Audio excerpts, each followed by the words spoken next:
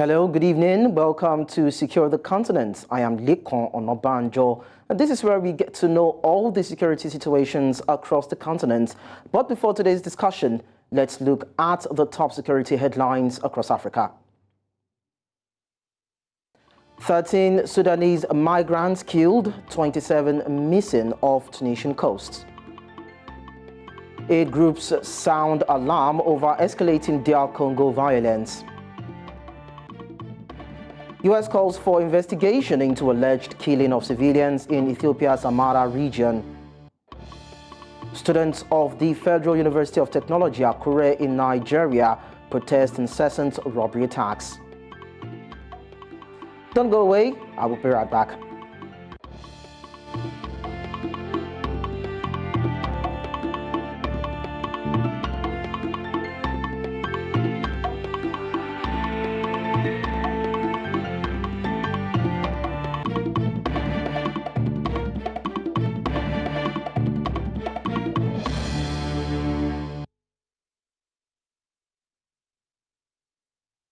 In today's discussion on Secure the Continent, the U.S. has called for dialogue between the Democratic Republic of Congo government and armed groups as the M23 rebels advance to the eastern city of Goma. We have details in this report. Let's take a listen. Heightened concern in the Democratic Republic of Congo after M23 rebels encircled the strategic town of Sake in the east of the country. Fighting erupted between the Congolese soldiers and the M23 rebels in the east of the country, pushing people into the town of Sake. The Congolese army and the UN peacekeepers have been battling to contain the armed groups' advance in Goma, North Kivu's provincial capital. The US has called for dialogue between the Democratic Republic of Congo government and armed groups as the M23 rebels advance to the eastern city of Goma. The U.S. State Department of State spokesperson Matthew Miller on Tuesday said U.S. Secretary of State Antony Blinken has talked to former Kenya President Uhuru Kenyatta about establishing a pathway to reconciliation with armed groups. However, DRC President Felix Tshisekedi's government has listed M23 and Allied Democratic Forces ADF as terrorist groups and refuses dialogue unless the rebel groups surrender their arms. This nation is at crossroads, and only a definitive strategic intervention will shape its future for good. At this point, Eddy Musoke Daniel, former head of communication and youth affairs in the office of the Presidential Strategic Advisor, State House DRC, joins me from Nairobi, Kenya. And Kambale Musavuli, human rights activist, also joins me from Accra, Ghana. Gentlemen, thank you so much for joining us on the show. Pleasure to be here.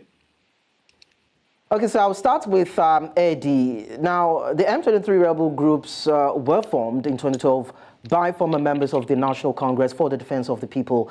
This is said to be a Tutsi-led rebel movement. Kindly help us understand what is the bane of the struggles and the fights with the DRC government. Thank you very much for having me this evening. Again, I think we have to move from the narrative of ethnicizing the conflict or the reasons why the M23 was formed. So, because in the history of DRC, even before colonialism, there were Tutsi and Hutus living within the Democratic Republic of Congo's, territories or borders. So that is the so-called propagandas for X and Y group or people to just attract the attention of the international community for sympathy, as we know previous groups have been doing in the past. But myself, I'm from Goma, the city that is under attack as we speak now. And I was born and grew up in that particular city, which was known as the capital of war in Africa for quite some time. And that is due to the repetitive actions or conflict that the people of Goma and the North Kivu at large have faced in the past and up to date. So it is quite painful because it brings that particular region of the country It is lagging behind in terms of education, in terms of infrastructure, in terms of even peace and cohesion. Because right now there is a propaganda. Yes, of course, we just talked about the Tutsi, the Hutus, and all those kind of things. But let me tell you, is Corneille Nangaa, the former electoral body chair, a Tutsi? No, he's not. But he's one of the major leaders in that particular movement. So the question is about who is behind and what are the motives, the motivation behind these groups to attack people, civilians, harmless civilians, to a point where they want to take Goma. Goma is a very strategic, city in the whole world. We know the history of Goma. We know why Goma is strategic. We'll probably come to that at a particular point if time will allow us. But I think the situation has been very, very, very painful. We've seen even our players during the AFCON have sympathized. But we know that right now Goma is surrounded, even from the south of Masisi and from the south of Ruchuru and Nyiragongo. The rebels are there. So that means it is a strategic way to push the government, to push the international community to ask for negotiations. So it's quite interesting. Before I go to Kambale, Eddy, it's quite interesting that we have rebel groups who are pushing a crusade to oust democratically elected governments. Now, one critical thing you mentioned was who are the sponsors? I'm paraphrasing now. What is actually fueling their resolve?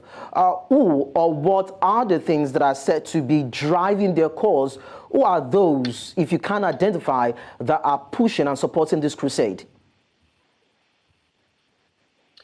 Thank you very much. Eddy Musoke is not the one who is saying this. The UN reports have showcased the independent reporters have their reports that are out there. Even some of our major personalities like the Dr. Denis Mukwege, the Nobel Prize, have publicly accepted. And recently, we've seen from France and from the United States that they've called out the Republic of Rwanda, who is a very kind neighbor. If you move to Goma, you'll understand that the Rwandan people are very kind. But it is a political issue that brings in the Rwandan government and the Congolese government. None of this brings in the people of Rwanda and the people of DRC, because we are one people that we live together for ages. But the situation is, we know, for example, Rwanda has been stated in this particular situation. However, is Rwanda a major player to destabilize a region such as DRC? You know, the bigger question is not even Rwanda, is not even other players in that particular situation, but the question is who is funding. We've just seen the president of Poland was in Rwanda recently and said they're gonna add some more money into aiding the military capacity of Rwanda. Which war is Rwanda fighting? Why do they need more capacity in terms of military support? So there are a lot of questions surrounding all those kind of support. The sanctions that we've been talking about, because that is one of the ways that the responsible people are taken out of the system, for them to be able to purchase more capacity in terms of military power and human resources for them to fight the DRC. You know, I think it is about high time that we call the snake by its name. So I will not say that I confirm that Rwanda is behind this, but I say that there are major superpowers in terms of political and economical interests that are behind the aggressors, the people, the perpetrators of the conflicts in the Eastern DRC. That has been so since the 1990s. Okay, we will still try as much as possible to establish why the so-called international, elements, if I could put it that way, are fueling the unrest in DRC. But then let me quickly go to Kambale, because, of course, he's a human rights activist. And we know that when it comes to conflicts like this, families are affected, homes are affected, businesses are affected, people are affected, a lot of decimation causing rippling effects on the people in the area. Now, we see that the U.S. government has, in a way, waded into the situation and is asking for a regional leadership and the prevailing of the Nairobi process in this matter, asking for a dialogue between the DRC government and these rebel groups. So would you also subscribe to these form of talks to happen to actually stop the conflicts between both parties? What will the dialogue bring? to bear around the conflict, right? Congo has had many dialogues. We are talking about the M23 out of historical context. It presents the Congo as a place that has militia groups who have revendication that we should listen to. And we completely erase the almost 20 years history of the conflict. The M23 that we are speaking about today, they are not in Congo just today. They've been there since 1996. In 1996, we didn't call them the M23. In 1996, they were called the AFDL. Those are the Rwandan and Ugandan soldiers who came together with some Congolese faces, some of them you know, Laurent Désiré Kabila, and installed him in toppling the regime of Mobutu. I'm seeing you putting the picture of Sultani Makenga on the screen at the moment. Sultani Makenga was in 1996 in the AFDL. In 1998, when the Second Congo War started, they were still around, right? Sultani Makenga, Bosco Tangana, Laurent Kunda, those are Rwandan-backed rebels, and some of them have Rwandan nationalities, right? After the peace accord of 2002, they moved from AFDL to RCD. We signed peace accord in 2002. They integrated into the Congolese army. A few years after that, they leave the Congolese army with demands, right? And that's going to push us to 2009, where after they left as a CNDP rebel group, they rejoined the military. On March 23rd, 2009, they signed a peace accord with the Congolese government, right? So the M23 comes from the name March 23rd, 2009 peace accord. What did they sign? What they actually signed in the peace accord was that one of the elements is that they are going to have immunity, right? Or I'll say amnesty for the crimes they committed. Which crimes are we talking about? We're talking about raping women. We're talking about massacring civilians. And we're not talking about 500, 1,000. We're talking about thousands of Congolese. In the Congo, we've had over 6 million people dead. That's one element from the peace accord that cannot be implemented, right? Then in 2012, while there was international pressure to arrest Bosco Tanganda, who is currently at the International Criminal Court. Bosco Tanganda is a rebel leader who was part of the CNDP, which is calling itself today M23. International push to get him arrested.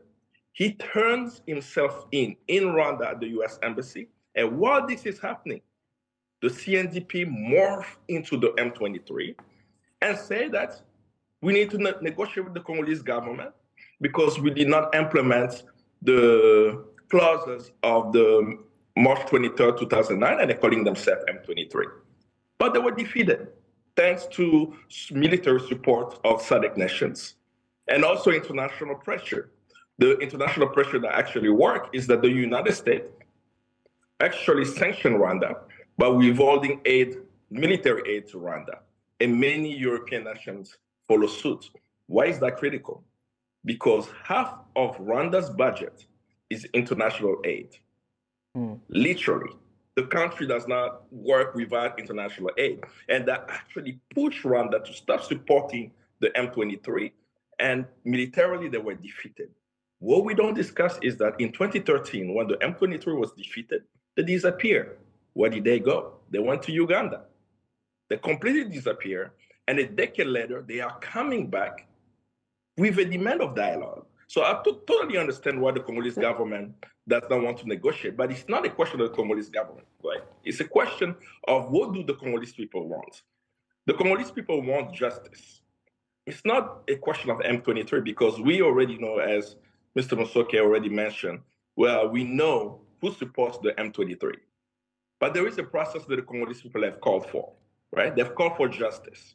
They are calling for the implementation of the UN Mapping Exercise Report, a very important report published by the United Nations on October 1st, 2010.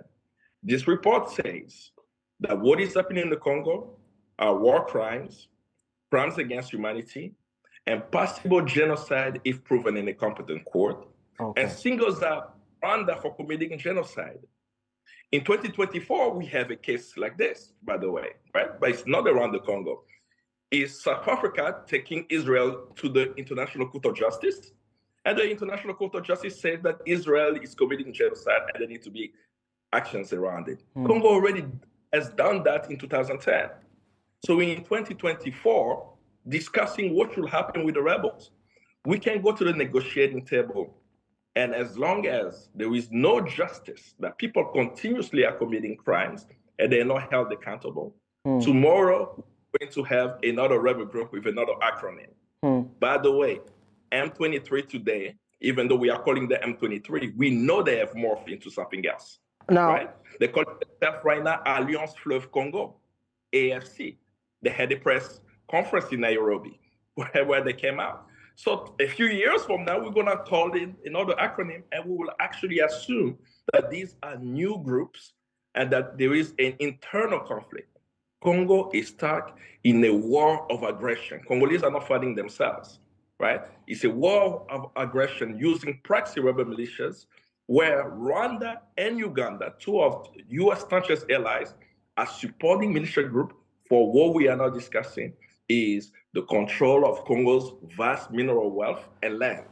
And these minerals are DRC to end up in electronic devices like your cell phone, your laptop. Okay, now, Kambale, we are talking about 3 decades of war here with a rebel group or a couple of rebel groups that have morphed over these decades and have continued to attack, in a way, the DRC government. Now, let me just quickly go back to Eddy.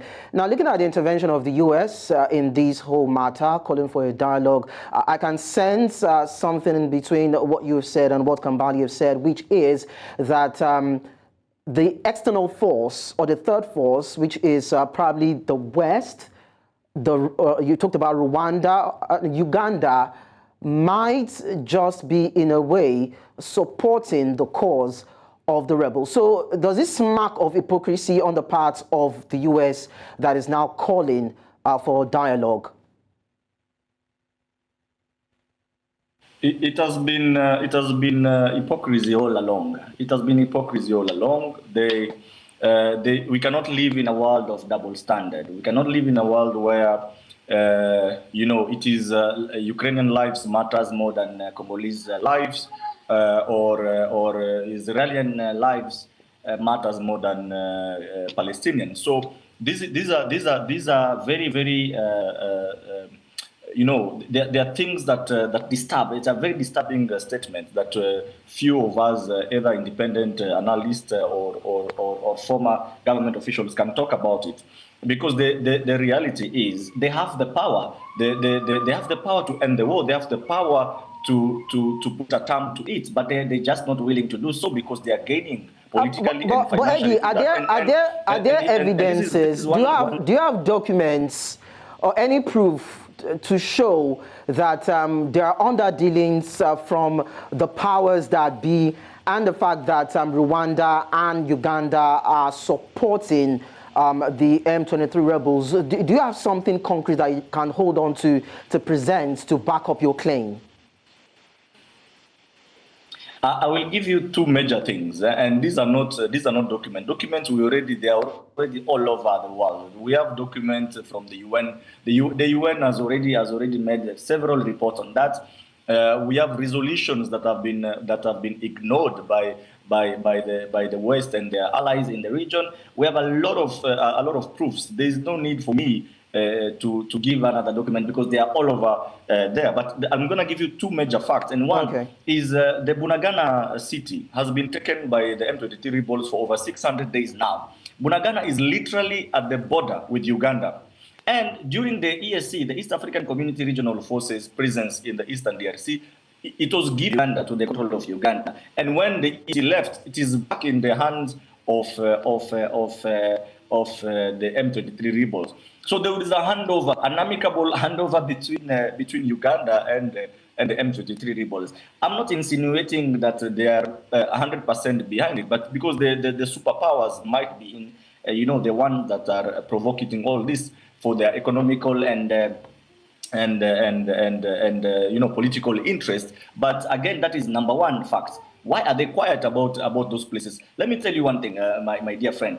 when the rebels are taking over those places in Bunagana, in Kiroche, in Masisi, in Sake, in Kiwanja, and Ruchuru Center, all these people are saying, okay, they've liberated the Congolese people from the negative forces of the coalition from the government. Yes, but when the government forces are retaliating, when they are back to take back the land, they are saying no, they are bombing civilians. They are bombing places that are under the control of these guys. And I'm wondering, when did these places became your land? Because you took it from by force from government, and government is coming to reclaim it. You are saying no, it is ours, and no one is talking about it. But when the DRC government is retaliating onto these guys, there are voices all over, including the US, saying no, we should negotiate.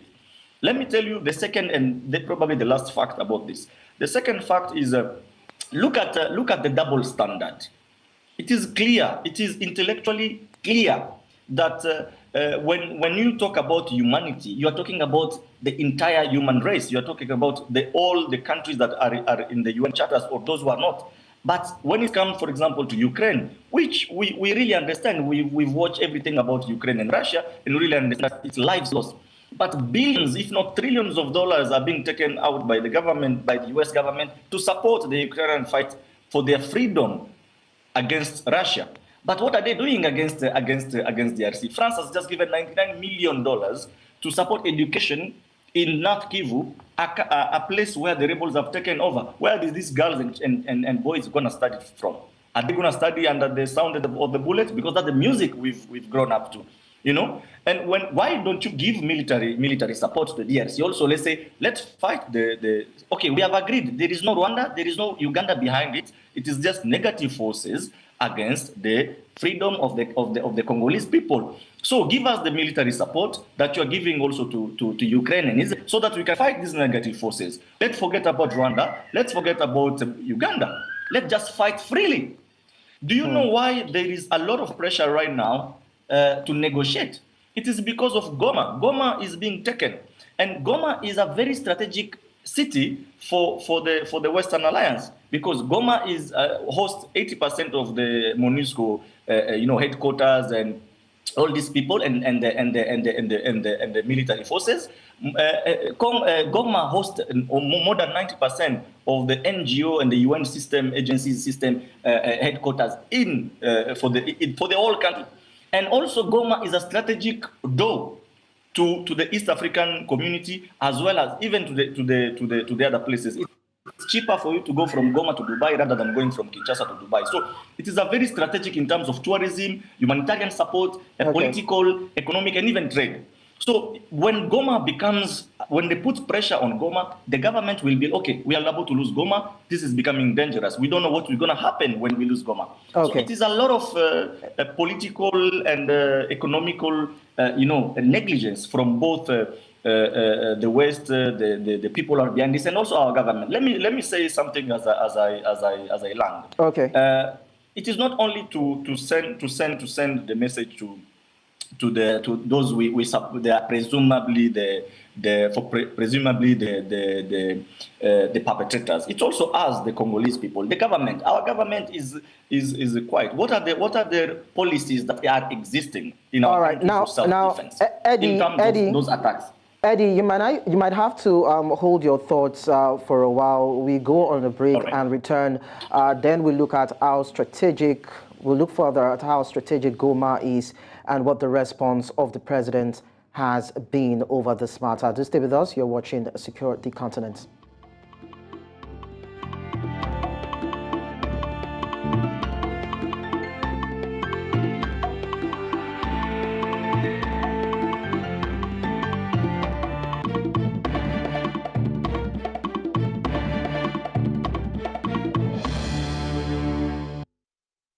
Many thanks for staying with us on Secure the Continent. If you are just joining us, we have been looking at the security concerns in the Democratic Republic of Congo.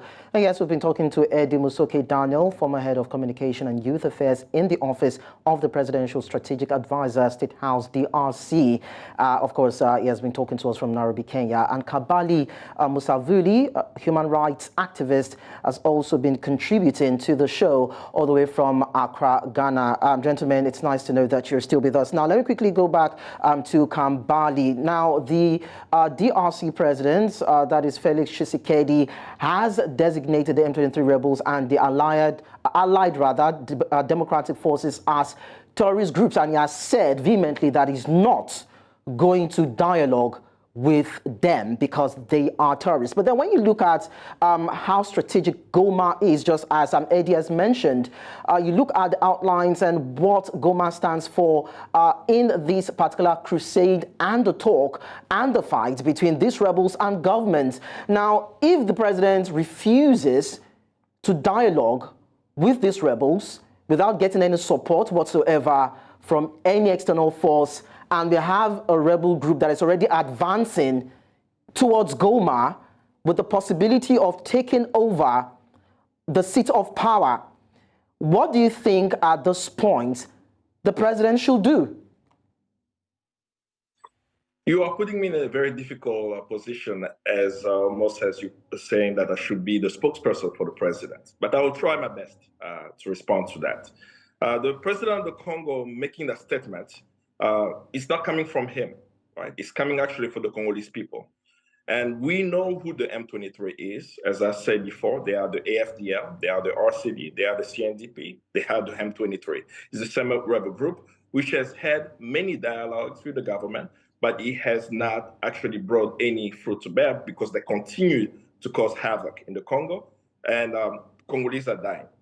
Something that the president of Congo said last year, which I agree to, is what's the point of negotiating with the M23 when we know their backers? I'd rather discuss with those who are backing them. And we know that international pressure works. As I mentioned before, US sanctions did put pressure on Rwanda in 2012 to stop supporting the M23, which brought an end with military pressure that had disappeared for a decade. But beyond that point, you said, then what should they do, right? They should discuss directly with Rwanda.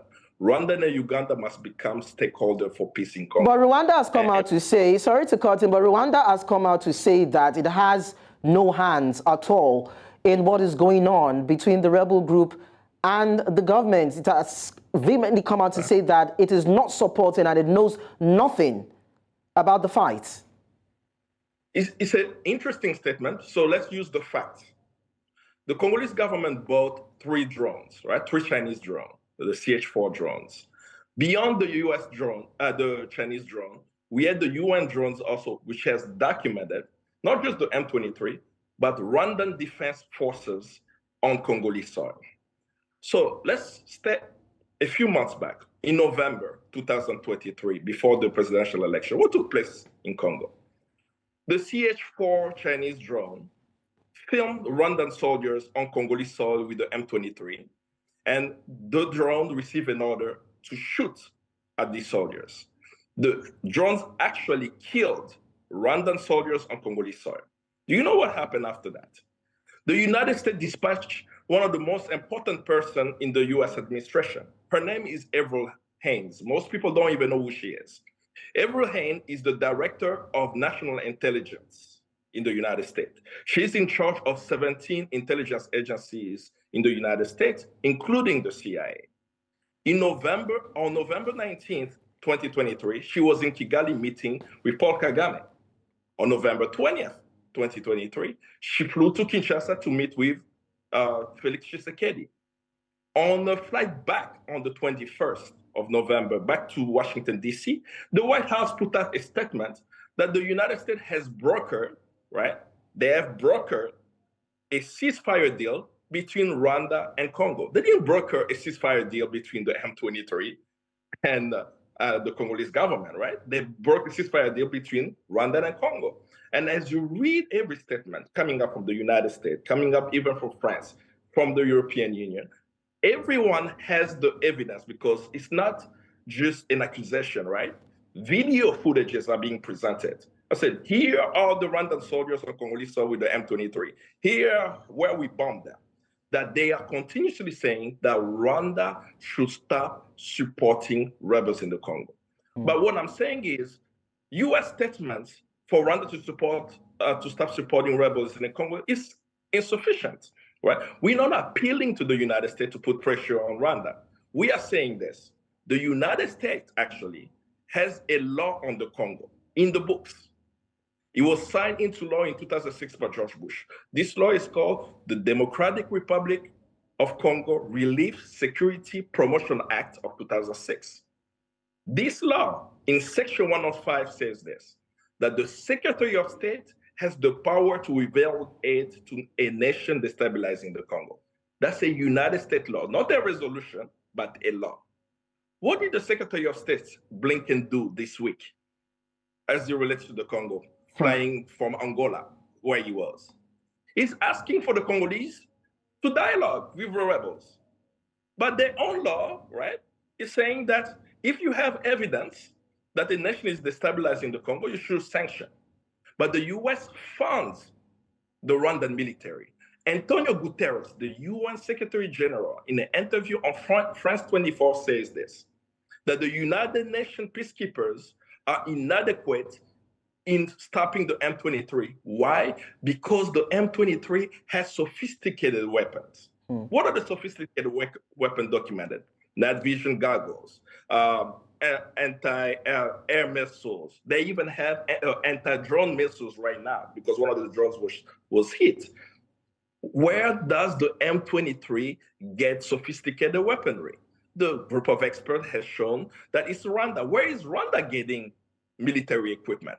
Last year, the European Union gave Rwanda $20 million.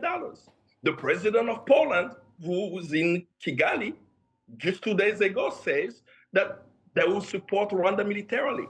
The United States uses Rwanda as its military partner around the world. That's why you have Rwandan soldiers around, like they've been in Mozambique with their troops. They've been in Mali. They've been in Central African Republic. They've been in Haiti.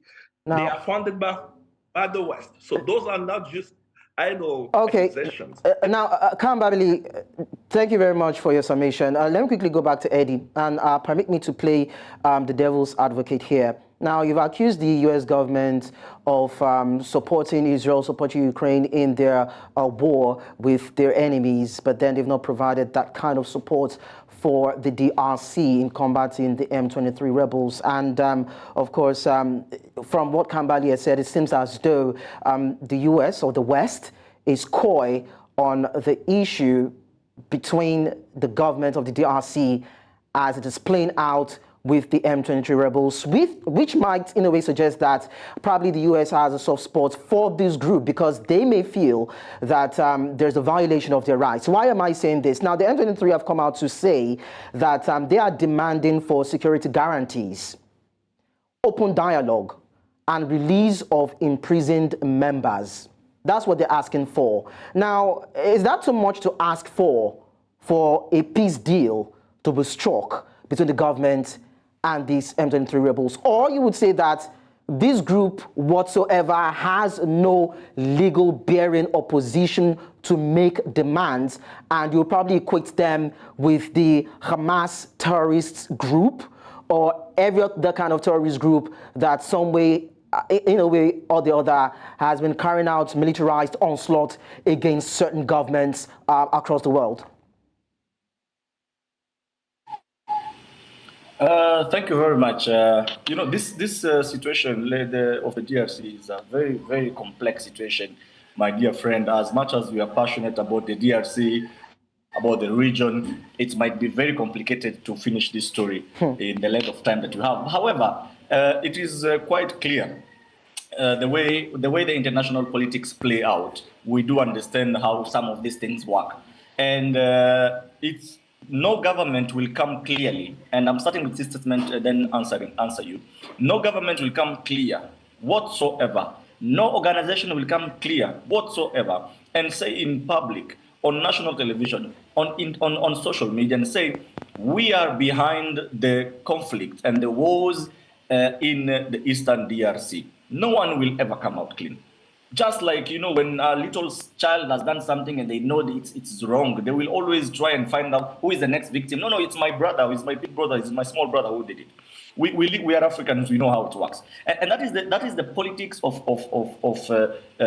denial that has played around for quite some time. But let me tell you one thing. There is one thing that can never change, and it is the Congolese people, the African nation at large, has evolved into being a more mature nation politically and emotionally. We no longer play with emotions. Our emotions can no longer be played like football on the pitch. So we know what is going on. We have clear evidence. We understand what is going on. Just my brothers, as Musavuli have just said, we know they have pictures of the soldiers from the other side, and so on and so forth. Coming back to your question, whether they have a motivation, a proper motive of their action, there is always an objective. When you're running, I'm an expert in institutionalization and project management. So when I consult for organization and I write project for them, one of the major things we're going to start with writing a project is, what is the vision, the mission, and the objectives that we want to achieve behind that project? There are objectives that are written that remain secrets to the owners of the project. And this is where I'm coming from. So people will always say there's this propaganda of genocide that they are talking about, and that has come to the ears or to the attention of the international community. That now, the Tutsi, Eddy, you mentioned that at the beginning. The Tutsi are being... Sorry, I would have to come in right now. We need to go on a short break, all right? You can just hold your thoughts. When we return, you can conclude your summation. Just stay with us.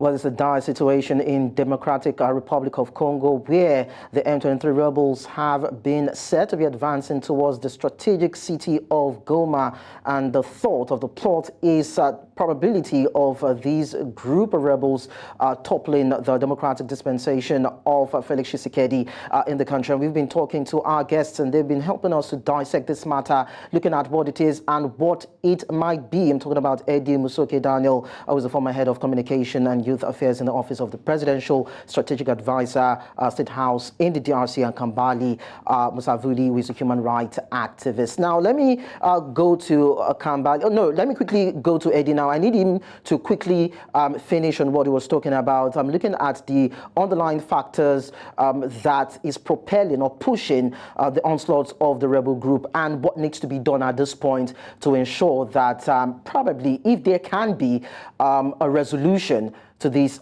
conflicts. Just in about a minute, quickly, Eddy, I need your response. Yes, thank you.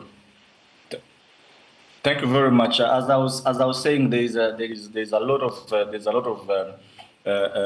of factors into this conflict. It is not just like we have said it before. It is not something that cannot end today. That we wish it ends even today. It's something that didn't start. Today it's way back. Groups have changed names over and over and over again. But again, the motives of the rebel groups. Sometimes it's like, no, they are expelled from being part of the national affairs of the country because they are this tribe or this tribe. While we know that all the M23 groups and the AFC at large are not just the so-called Rwandophones or whoever they are, but they are people from South Kivu, that we call the Shi, the Rega. We have people from Katanga. All of those people are part and parcel of those rebel groups. So an ethnical issue or cannot be a major motive to this conflict. However, as I learned, this conflict needs thorough investigations and consciousness. I think it is about time the regions. I am for I'm among those who are pushing or even advocating for the regional countries to sit together, because as long as we do not understand the depth motives of Rwanda, Uganda, and all these other nations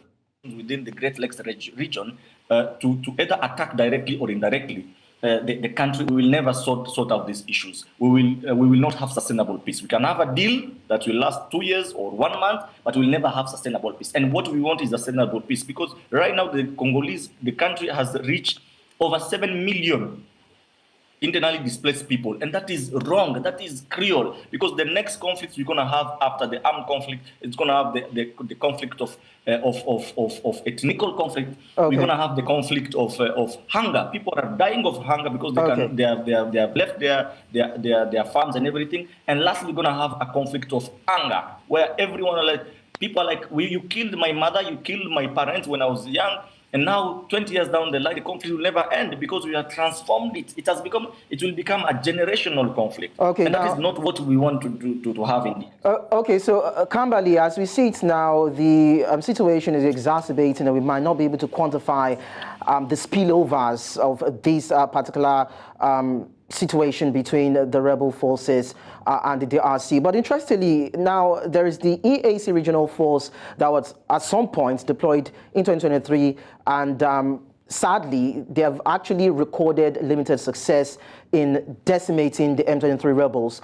We've had a Kenya contingent that was also deployed to deal with these M23 rebels, but they've not been able to stop them in their strides. We also have the SADC that recently joined the fight alongside the DRC to fight these M23 rebels, but then there have been setbacks in countering the attacks of these M23 rebels. So it seems as though these rebels, according to what you've said, the backers are putting enough resources and support together to push the agenda of the M23 rebels. So is there a way whereby the SADC and these regional forces can be strengthened? Is there something that can be done militarily?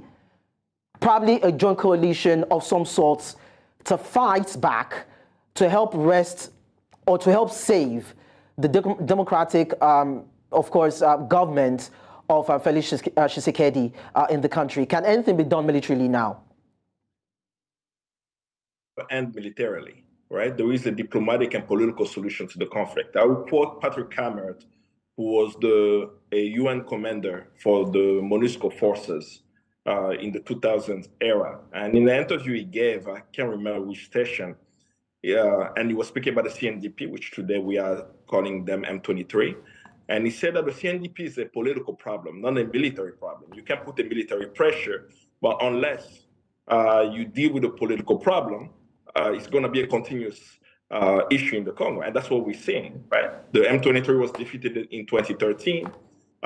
They were defeated militarily, and there was also international pressure, disappear. And in 2023, 10 years later, they came back. So what is the political solution? And I'll touch also on what Mr. Musoke just mentioned, right? We can't look at the Congo as a Congo problem. We have to look at it regionally. There are solutions to the peace in the Congo for that to actually end. It's not going to be through the barrel of the gun. So what do we propose at the Center for our Research on the Congo, where I work? One is there needs to be an inter-Rwandan dialogue where Rwandan refugees who are across the region, and particularly in the Congo, need to return into the country and have a dialogue, inter-dialogue within the country. That's one. Same thing, they need to be opening up of the political space, right? Be it in Rwanda and Uganda. Remember, you mentioned two rebel groups in DRC, right? You mentioned the ADF and you mentioned the M23. ADF are Ugandans, right? What are they doing in the Congo? They need to return to Uganda and have a political life, or whatever needs to happen, right? And the third, which as Trump mentioned before, is as long as crimes of yesterday are not punished, it's going to be a vicious circle because we're infusing that into the cultural impunity. An international tribunal for Congo is necessary today to bring an end to the conflict, so that those who are committing the crimes today, when they see that rebel has been held accountable, one mining corporation has been held accountable, one regional leader has been held accountable, they will dare not kill civilians in the tens of millions as we have seen it in DRC.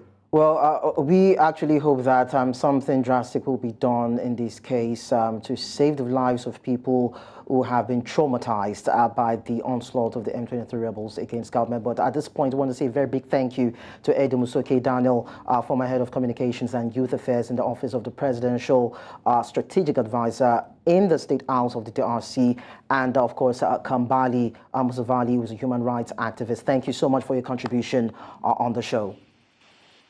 Thank you. Thank you very much. Of course. And that is the size of our package on the show, Secure the Continent. Same time next week, definitely we will be back to talk more about how to secure the continent that is Africa. I am Lekon Onobanjo. Do stay safe and be good.